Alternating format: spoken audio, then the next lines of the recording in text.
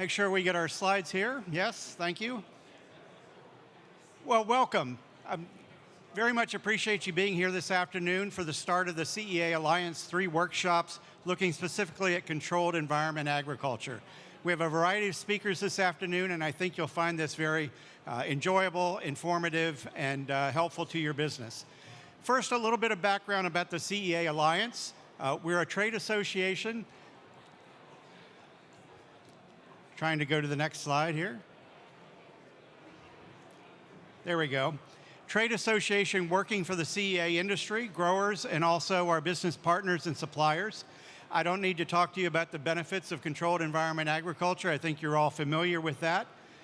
Background on the Alliance, this was started about 5 years ago, focused particularly on food safety, has since expanded to deal with all aspects of controlled environment agriculture. I joined the organization a couple years ago, following a 30-year career in the fresh produce industry in the US, managing the National Trade Association. To give you a quick glance at some of our members. These are grower members of the CEA Alliance, predominantly North America, but also Europe, Asia, and Middle East. And then there are service providers. You can see a variety of folks from the seed companies to substrate, greenhouse builders, food safety experts. So a variety of folks involved in the CEA industry. We have 4 different major working groups, so if you're interested, we'd love to have you involved. Food safety, public policy, sustainability, and marketing communications. Our food safety group has 80 members now, and if you go to our website, ceaalliance.com, you'll find a food safety guidance document for production of leafy greens indoors. On our metrics and sustainability working group, we've recently published a sustainability framework for controlled environment agriculture, again, available for free download on our website. Our working group on public policy is primarily focused on the US legislative and regulatory system, but working together with partners in Canada and other countries, working to help in everything from labor regulations to preventing tariffs, which is certainly a timely topic today. And then finally, our working group on marketing communications, working with retailers, food service customers, expanding the role of indoor agriculture in the overall produce mix. We do have an annual meeting coming up. It is in conjunction with Indoor AgCon in Las Vegas on March the 10th. So all of you are invited. It's free of charge. So again, visit our website at ceaalliance.com and be sure to register there. So with that, it's my honor to introduce our primary speaker for this session. Molly Montgomery is CEO and Executive Chair of Aero Farms. Molly has a tremendous career in the produce industry, food industry, having served as CEO of 3 different agribusiness enterprises. And most interestingly, Molly's experiences in field agriculture, field produce, greenhouse produce company, and now Aero Farms is a vertical farm. So Molly, thank you for joining us, and take it from here. Which one? This is to switch it? No, green. It says next. Oh.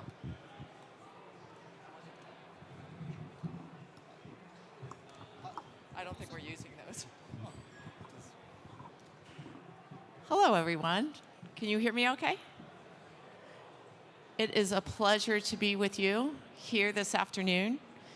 And I'd really like to thank Tom for inviting me to speak with you here today, but also for all you do with the CEA Alliance in supporting the growth of CEA, but also garnering support across the world. So thank you, Tom. So as Tom mentioned, I'm the Executive Chair and CEO of Aero Farms.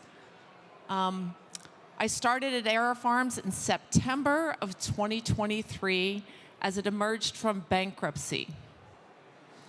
And so today, I'm going to take you through my personal perspective on can vertical farms be sustainable and profitable, and also share with you some lessons I've learned since I've been at the company.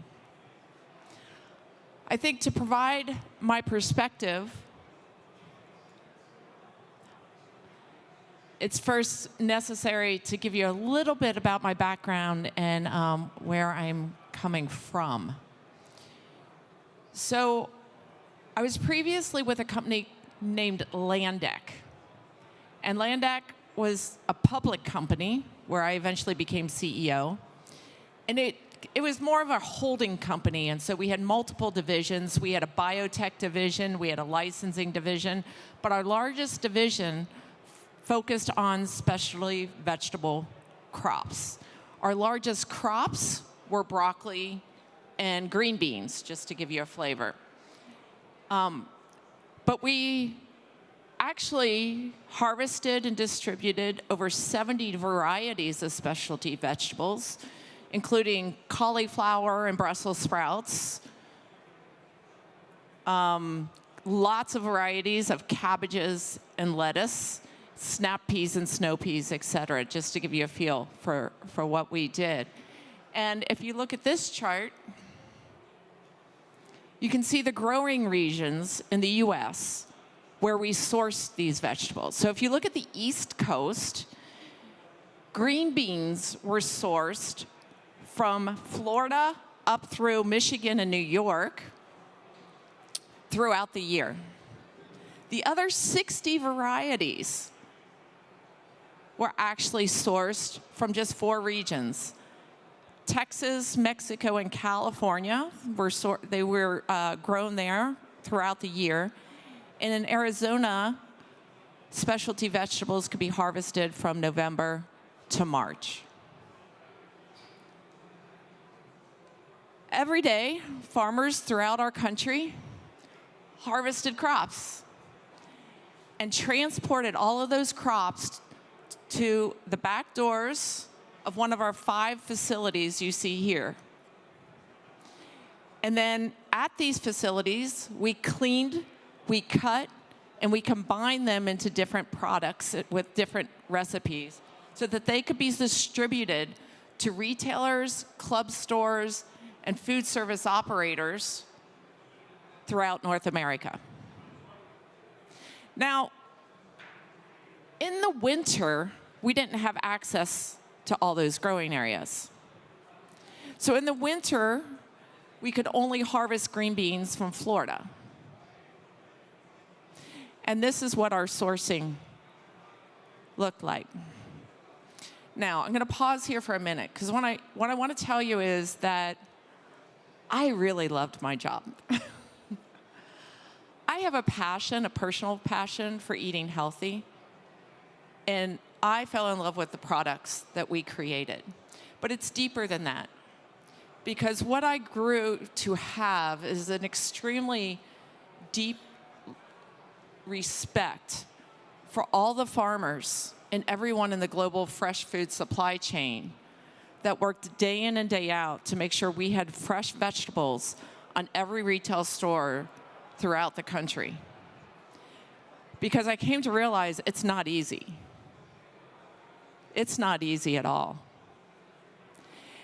And while I was there, we experienced tremendous growth. I don't know if anybody here has ever heard of the sweet kale salad, but we had launched the sweet kale salad, and that started some pretty large growth for us at the company into vegetable salads. And what we learned were consumers were really looking for highly nutritious, so nutrient-dense vegetables that tasted great.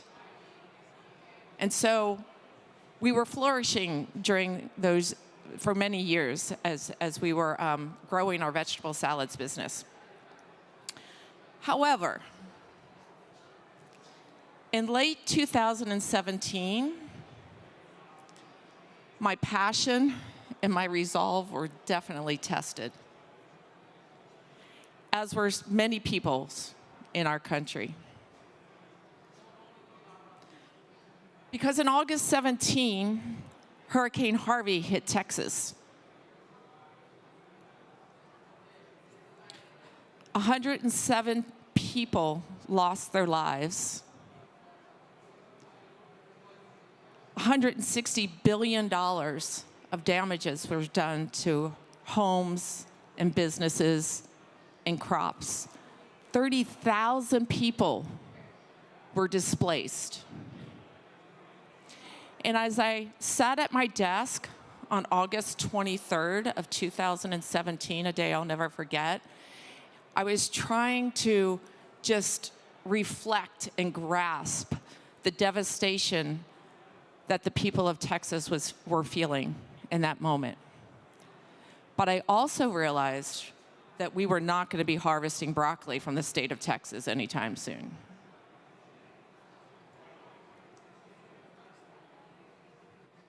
Less than 3 weeks later, Hurricane Irma arrived in Florida.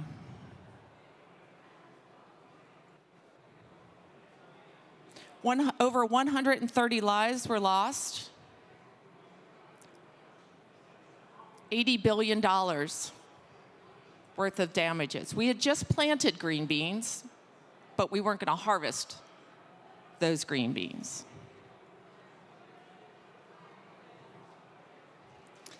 I said, well, at least we have California. California's always there for you. Less than a month later, the Napa fires broke out in Northern California. Starting with the Tubbs fire, they raged through the hills and again, damaged businesses, damaged homes, and even the famous wineries. Now, in this instance, no crops were burnt. However, the fires were so intense that ashes filled the air. And as ashes filled the air, they came down on all the crops, and we deemed them unsafe to harvest, and we left them in the fields to rot.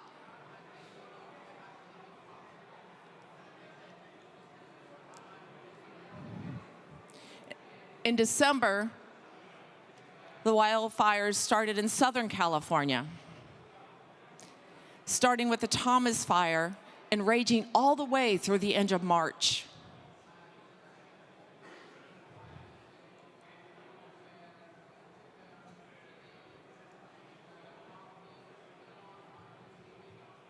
More devastation, more crops lost, more people's lives affected. So as a public company CEO, I had a board meeting in January 2018. I can't say I was excited about presenting our quarterly results at that meeting.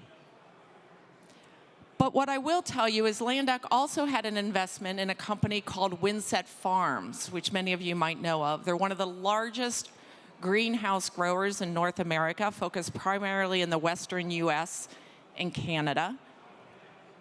And Landac was the only equity investor.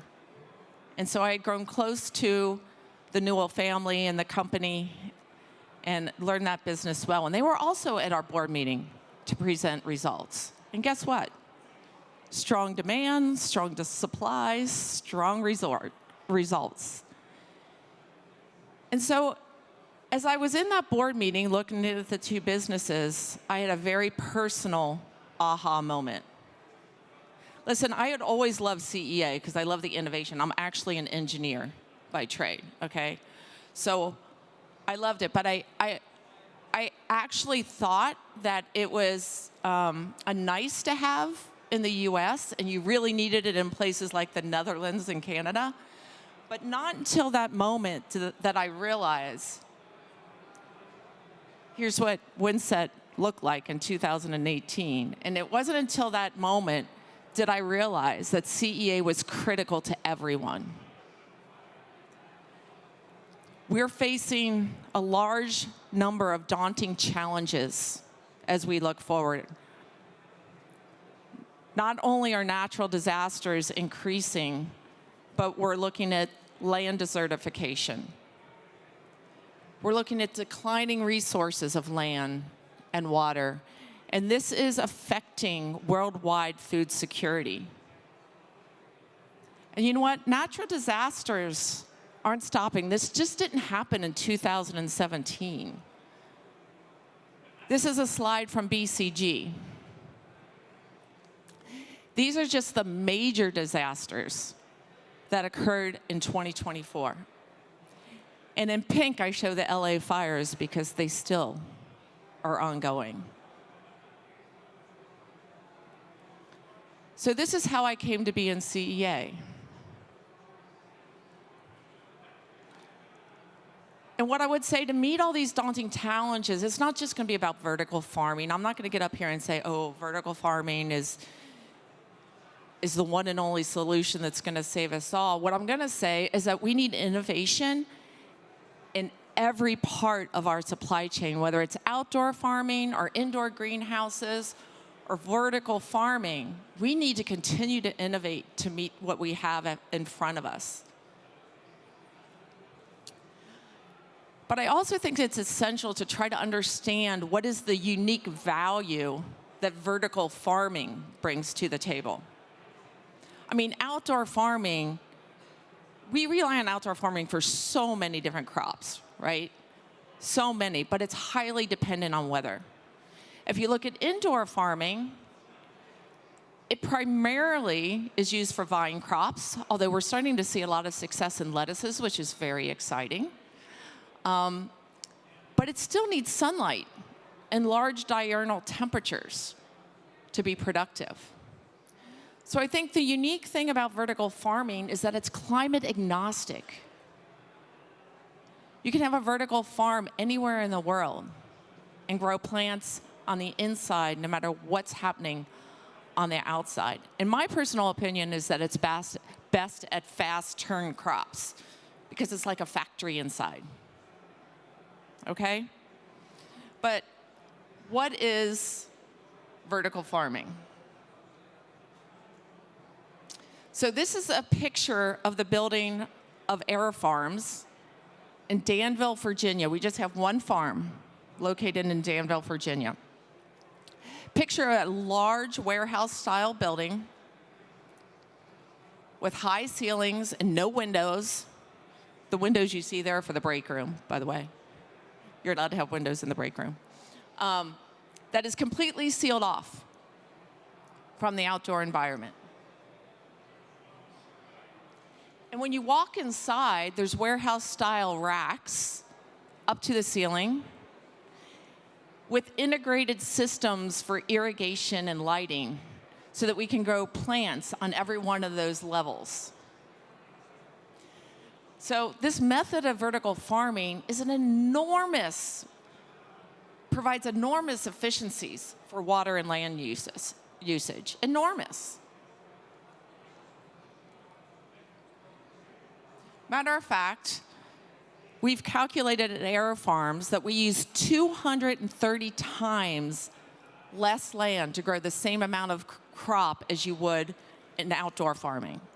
We also use 90% less water for growing our plants. So this is an unprecedented opportunity to provide food security around the world, right? To be able to put these buildings anywhere. Believe it or not, it doesn't snow in Danville, Virginia very much, but it did in the month of January. We had 6 inches of snow. We just kept growing plants. It didn't matter it was snowing outside. So could we put buildings where it snowed a lot? I think so. Sorry, I couldn't help but do that. I think we can. Can we put it in high heat environments like the desert? I think we can. Can we take advantage of the cool underground temperatures? Could we build these underground? I don't know, maybe. Could we relocate them with renewable energy sources? Most definitely, most definitely. I don't think there's anyone who argues the benefits of vertical farming, right? This is a truly climate agnostic method of farming that gives us geographic flexibility and can provide local supply of nutrient-dense food sources around the world, which gives us the opportunity to provide regions that don't have it now with food security. And we can do this with 90% less water, 230 times less land, and we don't use pesticides or soil. so there's no soil degradation or runoff. And we can do this and produce plants 365 days a year with less waste and full traceability. But like I said, I don't think anybody's arguing any of this. I think the argument and the question is, can vertical farms be a sustainable business? Can vertical farms be profitable? Just as I went through the innovation with you, it's extremely exciting, and I have to just brag about the team at AeroFarms and everybody else in CEA with the innovations they've developed over the last 20 years. It's incredible. And all the startups we just saw in the presentation, it's amazing stuff. So because of this excitement, there was a lot of investment dollars that went into CEA during the early 2000s and onward for the next 20 years. But in 2023, the capital markets dried up for CEA. And that's because investors weren't seeing the returns that they had expected. So this isn't different than many other industries, right? This is the classic Gartner hype cycle, if you guys are familiar with this, right? Amazing innovation. Everyone gets excited, heightened expectations. We saw this with the dot-com era. We saw it with solar energy. We saw it with electric vehicles. And everybody's wondering what we're going to see with artificial intelligence, right? What's the curve going to look like for that? But what I can say in each of those industries is that companies did come out the other side. And they came out stronger because of it. So I would say, again, my personal opinion is this is where we are in CEA and vertical farming. We're entering the slope of enlightenment. Doesn't mean it's still not going to be a lot of hard work. But I feel like that's where we are. So let me share with you the lessons I've learned since being at AeroFarms. Lesson 1, let's get good and then get big. What does that mean? Well, if we're here on the hype cycle curve now, I think we're going to start to look more like a traditional company or sector or industry maturation curve, all right? And we're in the commercialization phase. And so now we can take advantage of all the amazing innovation that was created and focus first on profits. And since I've been at AeroFarms, our only goal has been to make the Danville farm profitable and focus on that. Once profitability is achieved, then let's go out and expand profitable farms, okay? And so step 1 and step 2. Sometimes that seems so straightforward, but it's not.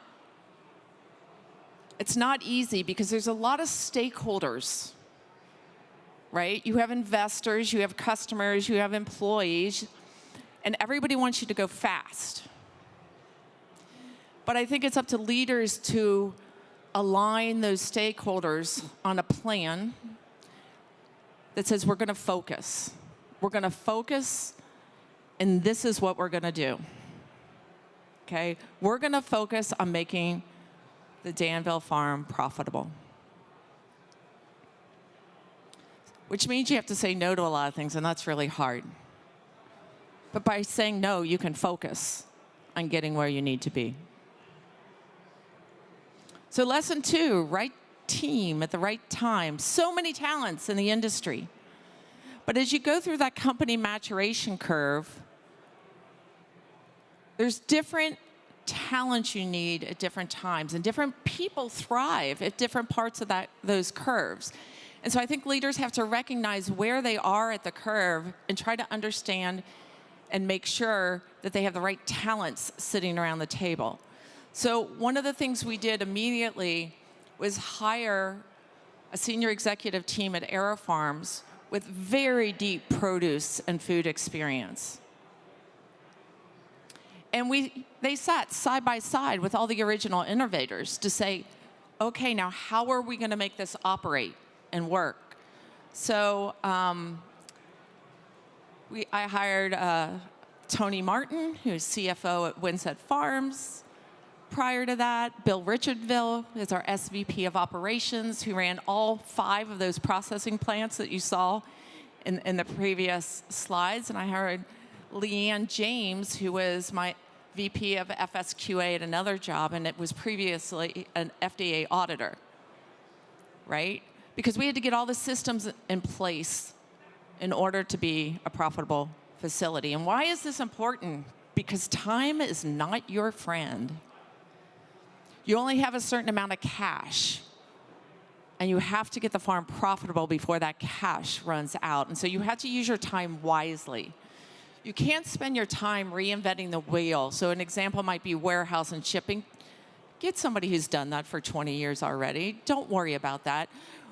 We as an executive team have got to spend our time around the table solving the new-to-world problems that nobody's ever solved before, right? So you want to staff your company accordingly.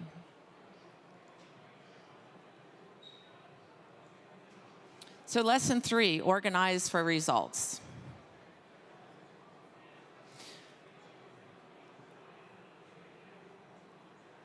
Now you have a focused plan. Now you have the right team. How are you going to organize to get the results you want? Which right now what I'm saying is, how do you get that farm profitable? How do you organize the work? Well, I have a favorite video by Steve Jobs that talks about this, I think, so eloquently. So I'm going to go ahead, hopefully this works. I'm going to go ahead and show that, and then I'll expand on that when we come back.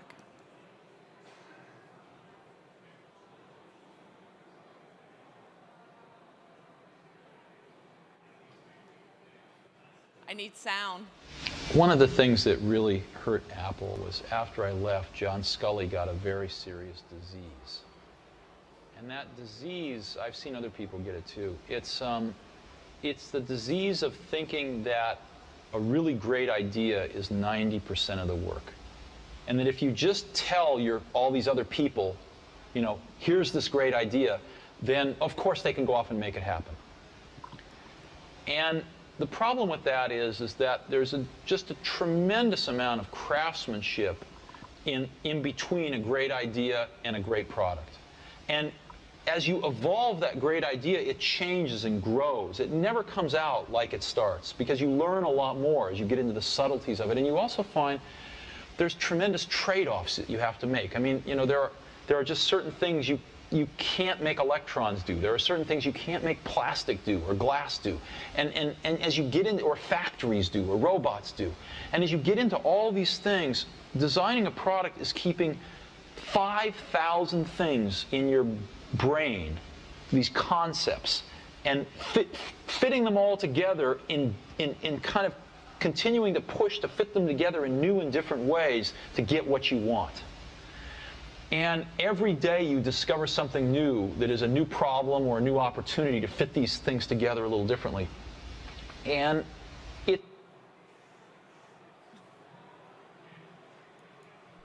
the last words he's supposed to say, it got cut off there, was, and that's the magic.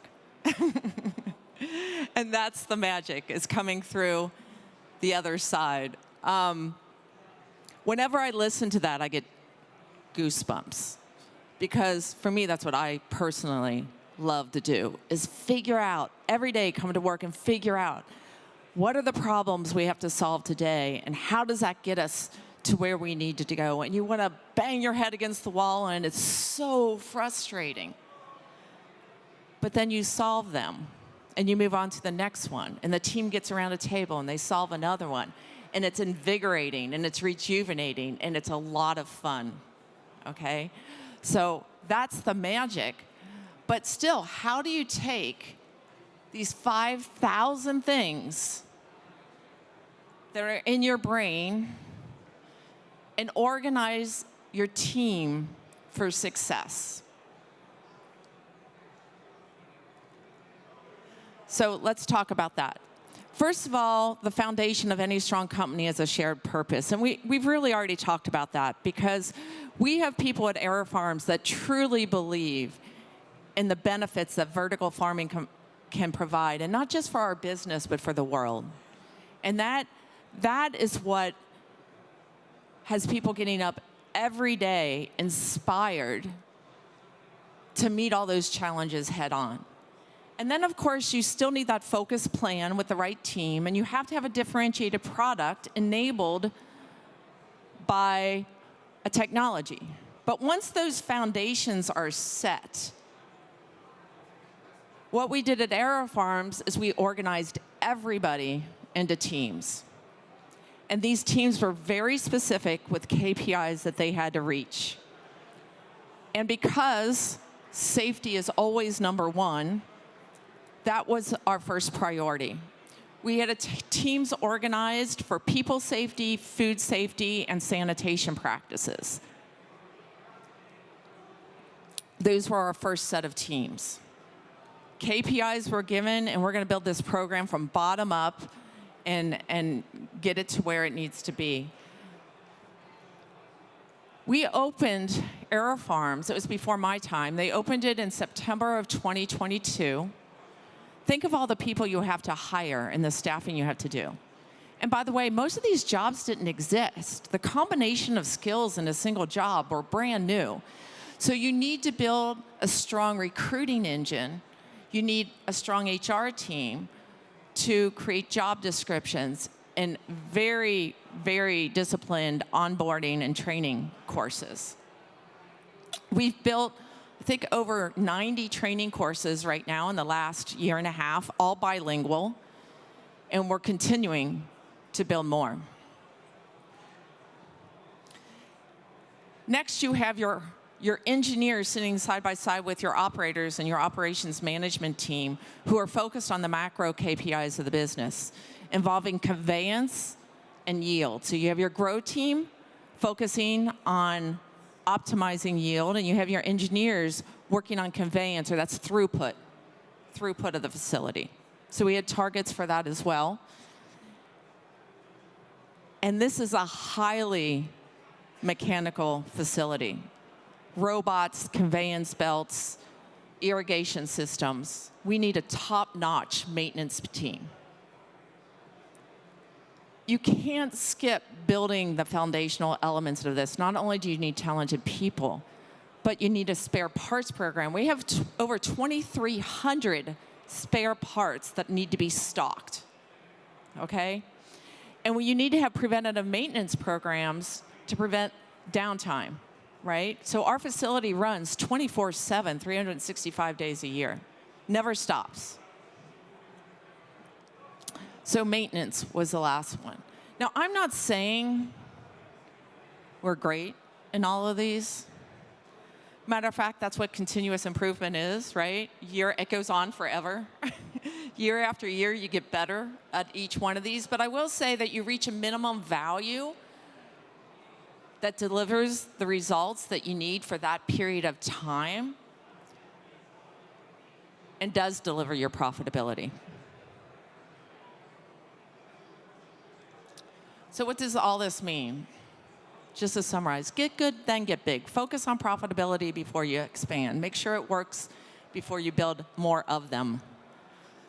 2, right team, right time. That's going to shift as the company matures, and leaders just need to know what are the skills I need to succeed at this point in time. And lesson 3, organize for results. Everybody needs to know where they fit in, what team they're on, and what they need to accomplish by when.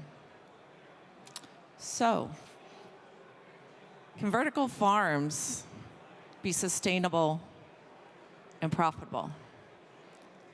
Yes. I definitely think they can, but there's always a but, right? But the math needs to work. You need to have a differentiated product with a sustainable price point. You need to have enabling technology that creates that product and also delivers the cost of production and the cost of capital to make profitability a reality. So in closing, I would say we have some daunting challenges ahead of us. And it's going to take everybody in the entire produce global supply chain to innovate, to face those challenges that are coming, that are at us right now, but are continuing to come at us. Vertical farming is in its infancy. We're just in the beginning. And so we're still learning what the precise role of vertical farming will be. But I guess how I would finish this is I do believe that vertical farms does have a critical role in our future. So that's where I'll stop, and I will take Q&A.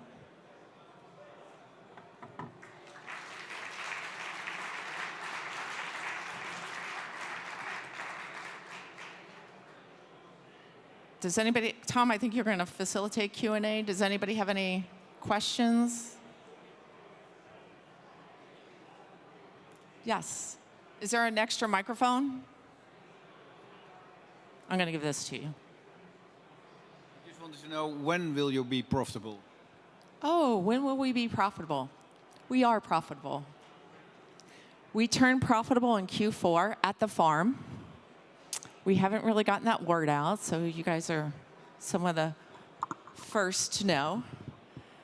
But we did hit profitability in Q4. And so, again, I want to reiterate my congratulations to the AeroFarms team. It's been a heck of a year and a half for me, but a lot longer than that for most of the team members. And I admire all their perseverance and their willingness to stick in there. And they've done an incredible job. So thank you to all the AeroFarms employees. And by the way, past and present. Past and present. But I think what I'm most excited about that is that hopefully we can be an example of what vertical farming can be and uplift the sector as a whole and pave the way for more to succeed and reach that limit. Anyone else?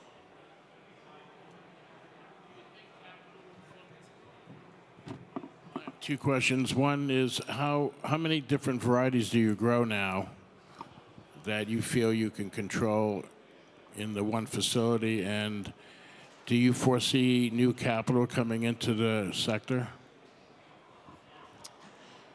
So the first question was how many varieties we go. So we are 100% focused on microgreens. That's all we grow. And that's unique because microgreens have a crop cycle of 5.5 days. And that what lends itself to this kind of factory environment. So we have, I think, 8 different varieties, and we're focused on those 8, and we'll continue to add to that list. But right now, we're focused on those.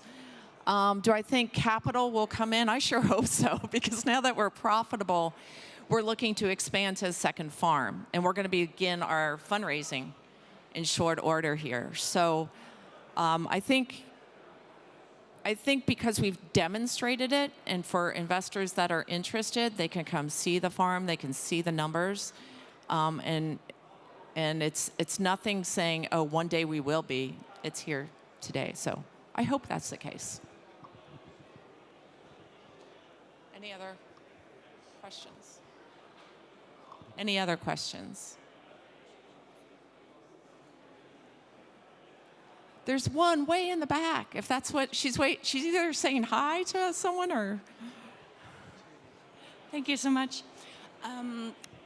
So you mentioned get profitable first and then scale. Yes. But we also know about the labor shortages and the labor problems that we're having and the high level of automation that's essentially vertical farming and CEA is aiming for. However, for a good ROI, you need to start with a certain scale because otherwise it doesn't make sense. So if you do it too small, then you don't hit that profitability. How do you tackle that dilemma? Yeah, so it's a great question. So Era Farms, again, I've only been there 18 months, actually even less, I think 15 months. And Era Farms did have a smaller facility up in New Jersey originally that a lot of the concept testing was carried out and the profitability variables tested. And when that concept testing was finished, they built a farm of size in Danville, Virginia to realize that. After the restructuring, we closed down New Jersey because it became a cost center and all the other R&D projects were going on to focus on that. So I would say that a lot of innovation's been done, and if you can find a nugget that is what you think would be profitable, if you can model that nugget and then start that project and focus on that, that's the only suggestion I have is to say, wait, what's the path that will get us to profitability the fastest, and what would we have to do to get there?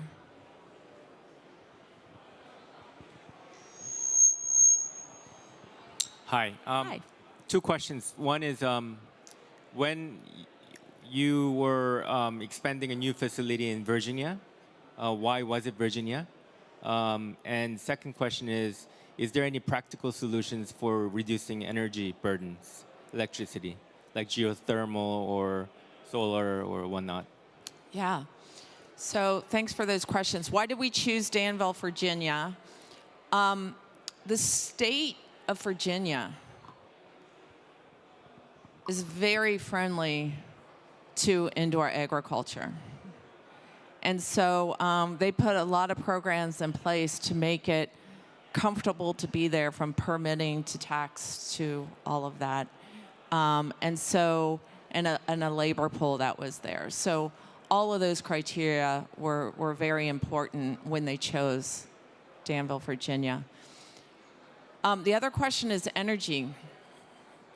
Our energy costs at Era Farms are actually quite small compared to a lot of other vertical farms. So we're quite lucky. That was another reason, by the way, Danville, I think their energy costs are a bit lower. We do say we are 100% renewable because we buy, with full transparency, we buy renewable energy credits, okay? And we purchase those credits within our region to support more renewable energy projects. The hope is that when we build the next farm, that we're going to use more renewable energy sources directly. And that would be the vision. Anyone else? Yes, sir. So congratulations on reaching profitability. And you're mentioning the necessity of identifying the right product and the right price point in the market.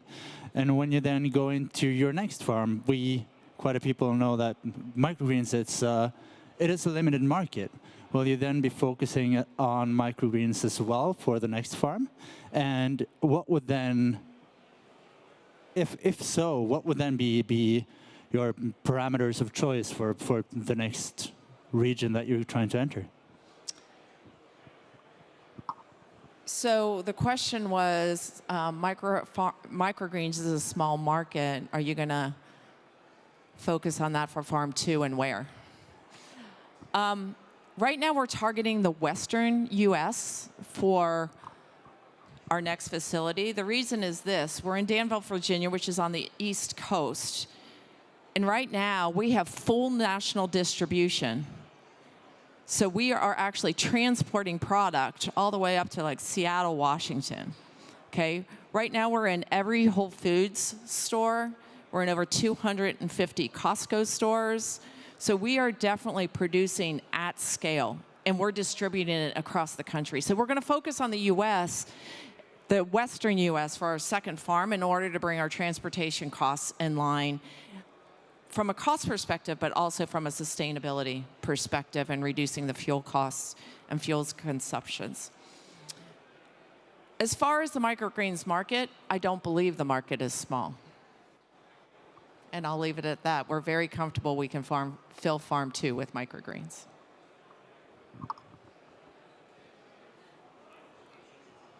Wait. Seems it's been very difficult for vertical farming to compete on the longer duration crops, say 28, 30 days, ones that are susceptible to certain infections like spinach and other types of commodity greens, because it is a low margin business sort of on the leafy side. So you see that, do you see the vertical farm industry being able to be profitable with those types of crops as well? I don't have a crystal ball on that one. But what I would say is that as we start with microgreens, I'm seeing in the upcoming years, we're just going to get more and more and more efficient. And as we learn to operate a vertical farm with more and more efficiency, I think it's going to open it up to crops like you've listed. But like I said, I haven't focused on there. There's probably better people to answer that question because there's a lot of research that's gone on that, and I personally have not focused on that.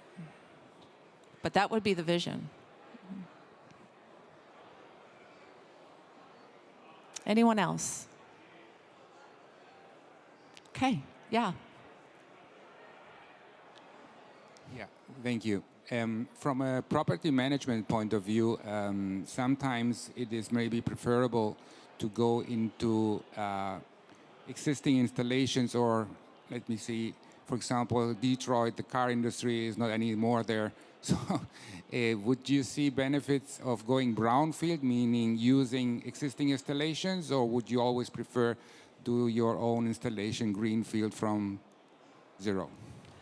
The question is, are we going to do greenfield or brownfield installations? And the answer is we're open to that. We're doing site selection right now.